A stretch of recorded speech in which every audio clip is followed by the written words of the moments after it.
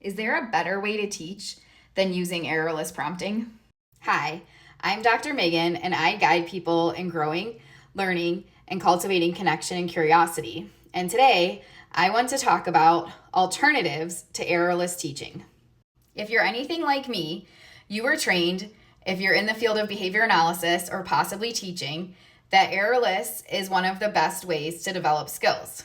And that's not necessarily wrong, but it's not necessarily accurate either. I've talked in previous videos about how errorless teaching can limit problem-solving skills, and it may also develop faulty stimulus control. So today, I want to talk about two options for alternatives to errorless teaching that still create an errorless aspect, but hopefully will promote problem-solving and address the issue of the faulty stimulus control. So the first example I'm going to give is with priming. In a typical errorless immediate prompt procedure, you might show a client something and say, "What is this?" Star. And the client would hopefully echo star. But with that, what you're training stimulus control wise is just echo whatever that person says. You're not building stimulus control between the question and the response. With priming, you're actually teaching the child. So you would say, "Hey, look, it's a star. What is this?" And then hopefully they would say star after just hearing you tell them it was a star. If they don't say star, you might ask the question again, remind them, you might say, "Oh, remember, it's a star. Star. What is it?" And then give them an opportunity to respond again. Now, with some clients, you might need to still come in with an immediate vocal prompt and work on fading that.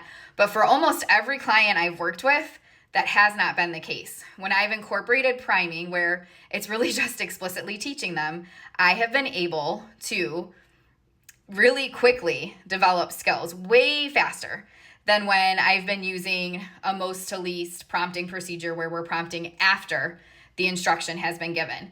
And this type of procedure can be used with so many different skills. It doesn't just have to be tacting or labeling. You can use it with receptive instructions, receptive by feature function class, etc. The other strategy I want to talk about is indirect prompting. Indirect prompting is one that can be used to promote problem solving, and it's really just giving hints. So for example, if I had this star down and I was trying to have the client receptively identify, and I might say, "Hey, touch the star. Can you find the star?"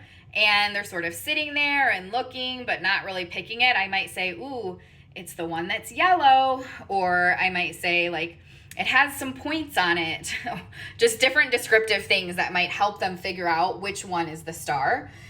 This isn't necessarily going to be indicated for every client. They would obviously have to already be receptively identifying colors and have a concept of colors or the different descriptors that I would be giving.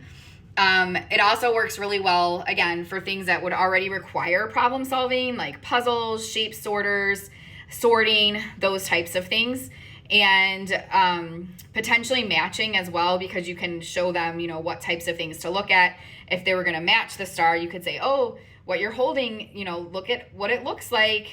Now see if you can find it down here." And you're just giving them more of that think aloud problem solving instead of directly telling them what to do or where the correct answer is.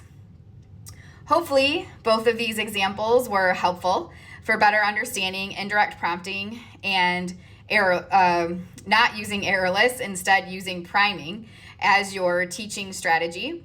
If you have questions, I'd love to hear about them in the chat, or if you have examples you'd like to share of using these with your clients, that would be amazing as well.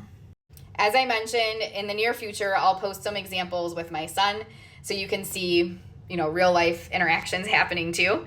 In the meantime, feel free to give me a follow.